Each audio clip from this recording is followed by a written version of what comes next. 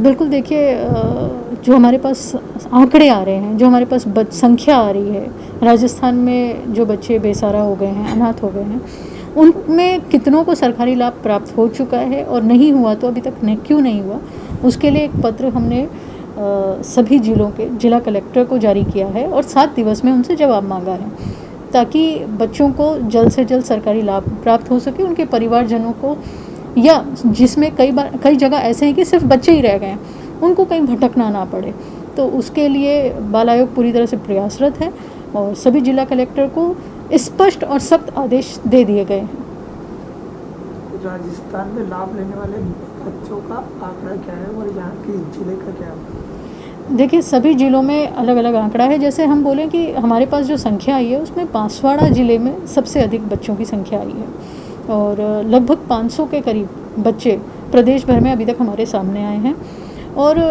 जो अभी और आंकड़े आ रहे हैं उसमें वो सब बच्चे भी हमने शामिल कर लिए हैं जिनके माता पिता कोरोना से नहीं, किसी और वजह से भी जिनकी मृत्यु हो गई है, परंतु वो बच्चे भी आज अगर बेसहारा हैं, अनाथ हैं, उनके भी लालन पालन में परिवार में और कोई नहीं है, तो उन बच्चों को भी हम इसी कैटेगरी में और बराबर लाभ दिलाने हेतु आदरणीय मुख्यमंत्री जी से निवेदन में अनुशंसा करेंगे। कई बच्चे ऐसे हैं जिनके माता पिता कोरोना से मरे हैं, लेकिन सरकार ने उनकी रिपोर्ट के अंदर कोरोना पर नहीं बताया, तो ऐसे में कैसे लाभ मिलेगा उन बच्चों को? देखिए, उन बच्चों को यदि किसी ने कोरोना ना पाना भी बताया हो, परंतु आज वो बच्चा बेसहारा है, वो बच्चा अगर अनाथ है, तो बाल आयोग की प्राथमिकता रहेगी उन बच्चों को भी वही लाभ दिलवाना। और प्रत्येक बच्चे पे हमारी मॉनिटरिंग है, प्रत्येक ज़िले पे हमारी मॉनिटरिंग है और बहुत जल्द बाल आयोग उन सभी बच्चों का स्वयं मैं खुद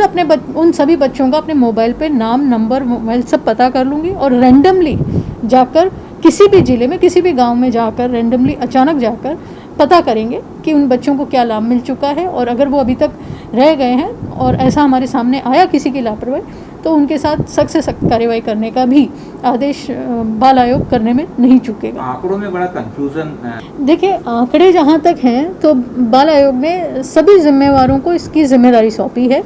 चाहे वो बाल कल्याण समिति हो जिले की, चाहे बाल अधिकारिता विभाग हो, चाहे पुलिस विभाग हो, चाहे चाइल्ड लाइन 1098 हो या पंचायत विभाग हो, सभी को हमने आंकड़े जुटाने की बात कही है। यहाँ तक कि फेसबुक, ट्विटर या व्हाट्सएप पे यदि हमारे पास कोई मैसेज हम देख लेते हैं कि ये बच्चा अनाथ हो गया, तो उसको भी हम ट्रैक कर कर वहाँ तक भी पहुँच रहे हैं। तो आंकड़े कम ज़्यादा या नहीं पहुँचना या किसी की हमें लगेगा गैर जिम्मेदाराना रवैया, तो बिल्कुल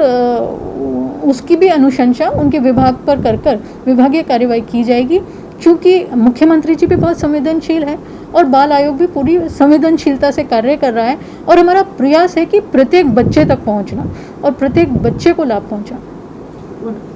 देखिए, तीसरी लहर की जहाँ तक बात है, तो हमने जिस तरह से देखा कि विशेषज्ञों द्वारा ये अनुमान लगाया जा रहा है कि तीसरी लहर बच्चों के लिए बहुत घातक होगी और जब तक वैक्सीनेशन भी बच्चों का नहीं आ जाता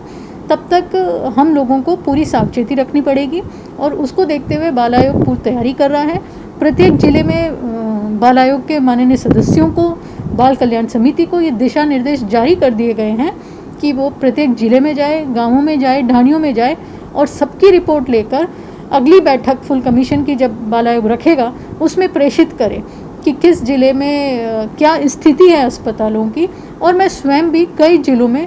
पूरी पहुंचूंगी, जहां पर मेरे पास ये बात आएगी कि स्थिति ख़राब है, वहां मैं स्वयं पहुंचूंगी और वहां पर जल्द से जल्द बच्चों के लिए अलग से डेडिकेटेड कोविड वार्ड बच्चों के लिए ऑक्सीजन की क्या व्यवस्था रहेगी, वेंटिलेटर की क्या व्यवस्था रहेगी, आईसीयू बेड की क्या व्यवस्था रहेगी और डेडिकेटेड वार्ड में कितने बेड बच्चों के लिए तैयार किए जाएंगे। और कई गांव ढाणियों में जो बच्चे रह रहे हैं और शहर तक पहुंचते हुए बच्चों को एम्बुलेंस के द्वारा क्या व्यवस्था है, वहाँ एम्बुलेंस की, वहाँ ऑक्सीजन की क्या व्यवस्था, और गांव ढाणियों में भी जिस तरह से दूसरी लहर में सीएचसी पीएचसी तक हम तैयार नहीं थे, उसकी भी तैयारी अब की जा रही है। मुख्यमंत्री जी स्वयं बैठ के उसकी मॉनिटरिंग कर रहे हैं, स्वास्थ्य मंत्री रघु शर्मा जी उसकी मॉनिटरिंग कर रहे हैं और बाल आयोग भी पूरी तरह से अपना ये कार्य